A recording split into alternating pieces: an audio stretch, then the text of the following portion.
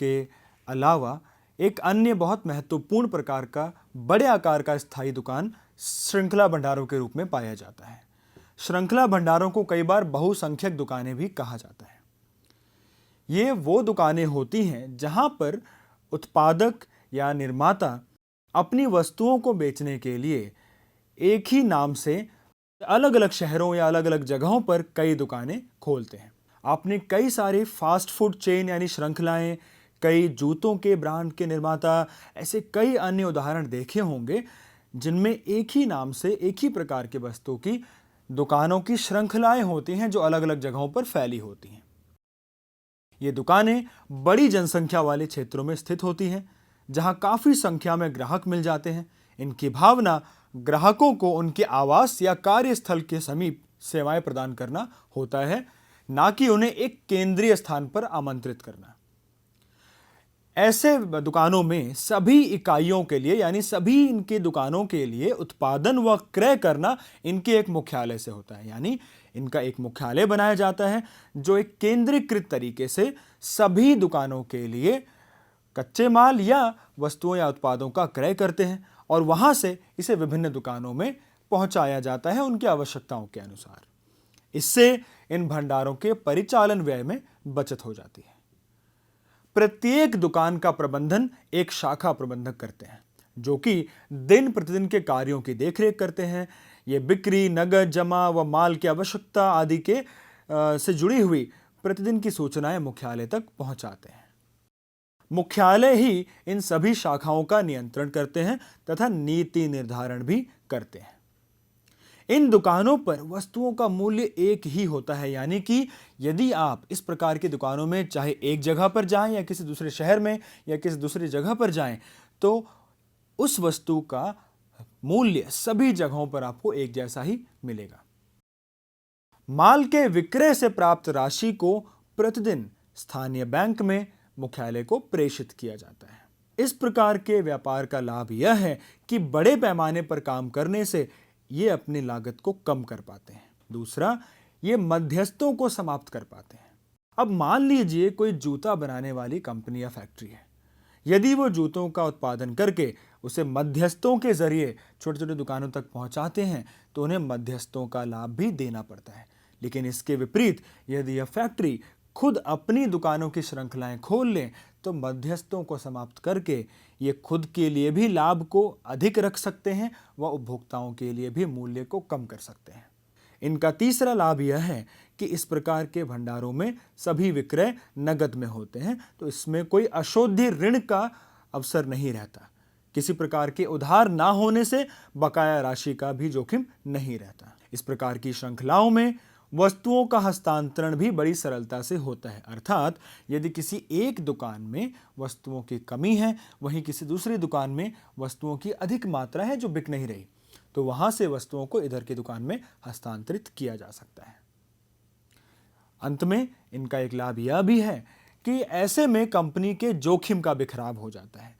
यदि किसी एक दुकान में हानि होती है तो उसकी भरपाई अन्य दुकानों के लाभ से की जा सकती है। तो लाभ हानि का संतुलन बनने के कारण हानि का जोखिम थोड़ा कम हो जाता है। ये इस प्रकार के व्यवसाय के मुख्य लाभ थे। यदि इसके हानियों की बात की जाए तो जब एक उपभोक्ता ऐसे किसी दुकान में जाता है तो उसके पास वस्तुओं के चयन के सीमित अवसर होते हैं क्योंकि वहां पर आपको एक ही कंपनी की वस्तुएं मिलेंगी। दूसरा, इस प्रकार की दुकानों में प्रेरणा का अभाव होता है क्योंकि दुकान को चलाने का काम तो प्रबंधक का होता है लेकिन दुकान के मालिक या उसको नियंत्रण करने का अधिकार तो मुख्यालय के पास होता है। तो कई बार ऐसा देखा जाता है कि जो दुकान को प्रबंधन करने वाले प्रबंधक हैं वो उतना प्रेरित नहीं होते बिक्री को बढ़ाने या उपभोक्ताओं को ध्यान देने की तरफ। इसी कारण इसकी तीसरी हानि यह होती है कि इसमें उपभोक्ताओं को कई बार व्यक्तिगत सेवा का अभाव महसूस हो सकता है।